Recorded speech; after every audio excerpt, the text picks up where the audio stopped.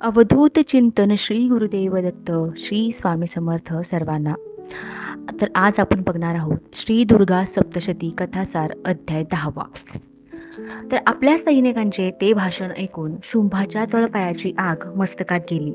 रागारागाने गरागरा डोळे फिरवीत तो त्यांच्यावर डाफरला आणि तो म्हणाला, अरे मूर्खांनो, हे मला काय भलतेच तुम्ही सांगत आहात? अशा तऱ्हेने निंद्य कर्म करून जिवंत राहणे मला शक्य तरी आहे का? माझा भाऊ आणि माझे शूरवीर पराक्रमी सेनापती यांचा बळी देऊन बेशरमपणे जगणे मला शोभेल तरी का? मला जगण्याची अगर मरण्याची अजिबात फिकीर नाही. त्या काळाला भिवून राहिलो तरी मृत्यू व आयुष्य यात कुणीच फेरबदल करू शकणार नाही. ज्या निशुंभाने सर्व देवांना जिंकून घेतले होते त्याच महावीराला एका साध्या स्त्रीकडून मरण यावे, अरे रे. आणि तो महापराक्रमी रक्तबीज मरणाच्या वाटेने निघून गेला. आता अपकीर्ती वाढवून जिवंत राहण्यात काय अर्थ आहे? ज्याने या विश्वाची रचना केली तो ब्रह्मदेव देखील आयुष्य मर्यादा संपली की मरून जातो. त्या ब्रह्मदेवाच्या एका दिवसात 4000 युगे पलटून जातात आणि तेवढ्या कालावधीत 14 इंद्रांचा उदय व अस्त होतो. ब्रह्मदेवाच्या दुप्पट आयुष्य विष्णूला आहे आणि त्याच्या दुपटीने शंकराला आहे. हे दिसणारे सर्व चराचर व पृथ्वी, चंद्र, सूर्य यांचा नाश निश्चित आहे. दैवाने सर्व गोष्टी योजून ठेवल्या आहेत. तेव्हा मरणाच्या बाबतीत चिंता कशासाठी? पृथ्वी व शेष हेही जाणारच आहेत. जन्माला आलेल्याला मृत्यू हा अटळ आहे, तसाच मेलेल्याचा पुन्हा जन्म होणे हे देखील तितकेच अटळ आहे. तेव्हा चला उठा, माझा रथ तयार करा. विजय अथवा मरण जे दैवगतीने व्हायचे असेल ते होवो, पण मी युद्धासाठी जाणारच. असे निकराने बोलून दैत्यराज शुंभ हिमालयामध्ये जिथे देवी अंबिका होती तिथे जाऊन पोचतो. जेव्हा दैत्यराज शुंभ तिला पाहतो तेव्हा ती देवी अंबिका सिंहाच्या पाठीवर बसलेली असते व आपल्या तेजाने दश दिशा उजळीत होते. तिच्या सर्वांगावर दागिनेच दागिने होते आणि सौंदर्याच्या सर्व लक्षणांनी ती शोभून दिसत होती. देव, गंधर्व, यक्ष, किन्नर वगैरे प्राजक्तांच्या आणि मंदारांच्या फुलांनी तिची पूजा करून स्तवन गात होते आणि ती सुद्धा शंख व घंटेचा कर्णमधुर नाद करीत होती. तिला पाहताच शुंभाच्या मनातील युद्धाचे विचार कुठल्या कुठे नाहीसे झाले आणि कामवासनेने त्याच्या मनात मोठी खळबळ उडवून दिली. तो विचारात पडला, केवढे हे असामान्य सौंदर्य म्हणायचे. चातुर्य तर अजोडच आहे, पुन्हा तर नाजूकपणा आणि युद्धाची इच्छा या गोष्टी परस्पर विरोधी असतानाही हिच्या ठिकाणी त्या एकवटल्या आहेत. एवढे रूप वैभव असताना ही सुख संपन्न जीवन सोडून राक्षसांचा वध करीत सुटली आहे.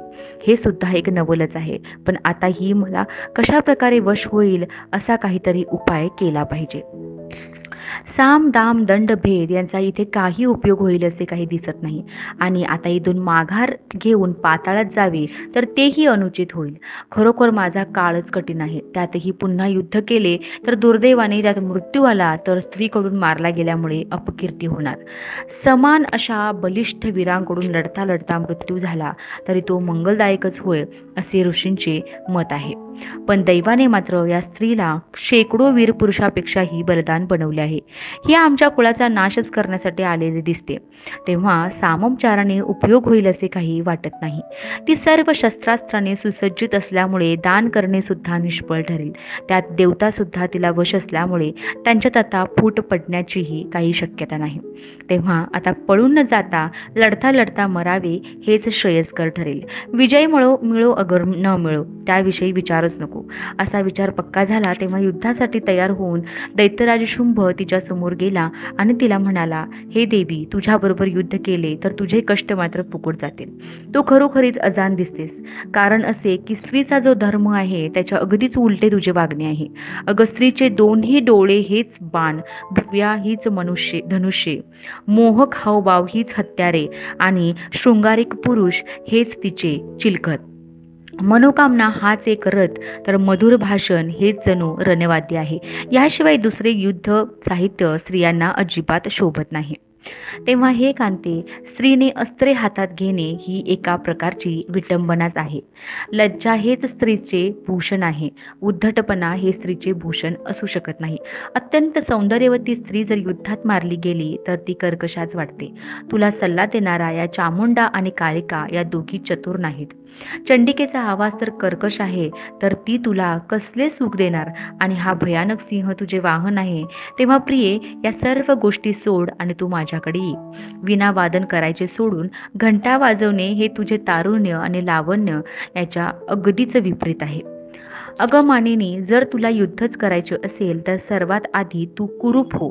जसे की रंग एखाद्या कावळ्यासारखा काळा कुट्ट घे. भताडे जाडे भरडे ओठ आणि तीक्ष्ण नखे, वेड्यावाकड्या तंगड्या, पुढे आलेले पिवळे दात, तिरळे बटबटीत डोळे, तेही एखाद्या घुबडाप्रमाणे असले ओंगळवाने रूप घेऊन तू समोर ये. मग मला कर्कशपणे हाक मार, म्हणजे मी तुझ्याशी युद्ध करीन. हे तुझे रतीसारखे सुंदर रूप पाहून माझा हात शस्त्र उचलण्यास धजावत नाही.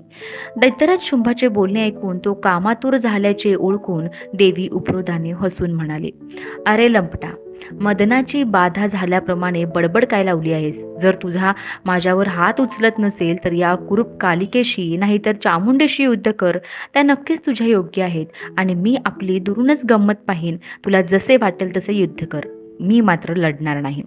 तेव्हा दैत्यराज शुंभ रागाने तिला म्हणाला, हे दृष्टे, तू आपल्या सामर्थ्याच्या बलाने बंधू होऊन खरे खोटे काही एक न पाहता गर्वाच्या शिखरावर चढून गेली आहेस. परंतु तू दुसऱ्या स्त्रियांच्या सामर्थ्याचा आश्रय घेऊन लढत आहेस. आणि मला तर दूताकडून निरोप पाठवल्यास की तू लहानपणी एक प्रतिज्ञा केली होतीस की जो कोणी पुरुष तुला युद्धात हरवेल त्याच्याशीच तू विवाह करशील म्हणून. तेव्हा देवी अंबिका दैत्यराज शुंभाला म्हणाली, हे दृष्ट दैत्यराज, वास्तविक मी एकटीच आहे. या जगामध्ये माझ्याशिवाय दुसरी कोणती शक्तीच नाही आहे. या साऱ्या देवता माझ्याच विभूती आहेत व आता माझ्यामध्ये त्या प्रवेश करतील. त्यानंतर देवी ब्राह्मणी, देवी वैष्णवी, देवी कौमारी, देवी कालिका, देवी चंडिका वगैरे सर्व देवता देवी अंबिकेच्या शरीरात विलीन झाल्या. त्यानंतर देवी अंबिका त्या दैत्यराज शुंभाला म्हणाली, मी आपल्या ऐश्वर शक्तीच्या सहाय्याने अनेक रूपे धारण केली होती. आता ती सर्व रूपे मी माझ्यामध्ये विलीन करून टाकली. युद्धाला आता मी एकटीच उभी आहे. तेव्हा तू देखील संग्रामास तयार हो. मग ती अंबिका देवी कालिकेला म्हणाली, अगं काली, याला हवी तशी तू भयानक व क्रूर आणि कुरूप आहेस. तेव्हा तूच युद्ध करून याला संपवून टाक पाहू. एवढी आज्ञा होता क्षणी कालिका गदा घेऊन उठली आणि मग त्या दोघांमध्ये भयंकर युद्धाला तोंड फुटले. दैत्यराज शुंभाने गदा उचलून कालिकेवर जोरदार प्रहार केला. तिने सुद्धा गदेने त्याला असेच प्रत्युत्तर दिले आणि पुन्हा विक्राळ गर्जना करून गदेने त्याचा रथ तोडून टाकला. रथाला जोडलेली गाढवे आणि खेचरे मारून सारथ्याचाही देवी कालिकेने निकाल लावला. तेव्हा एक प्रचंड गदा उभारून दैत्यराज शुंभ तावातावाने तिच्यावर धावून गेला व तिच्या छातीवर प्रहार करून हसत सुटला. कालिकेने त्या प्रहाराची पर्वा न करता तलवार हाती घेतली. डोळ्याची पापणी लवते न लवते तेवढ्यात तिने त्याचा डावा हात शस्त्रासहित तोडून टाकला. त्याच्या अंगामधून त्यामुळे भळाभळा रक्त वाहू लागले. तरीही त्याने त्वेषाने आपल्या गदेचा प्रहार कालिकेवर केलाच. कालिकेने खदाखदा हसत त्याचा उजवा हात सुद्धा तोडून टाकला. दोन्ही हात तुटून पडल्यावर थांब थांब असे ओरडत दैत्यराज शुंभ रागाच्या भरात तिला लात मारण्यासाठी धावला. पण कालिकेने चपळाईने त्याचे दोन्ही पाय देखील छाटून टाकले.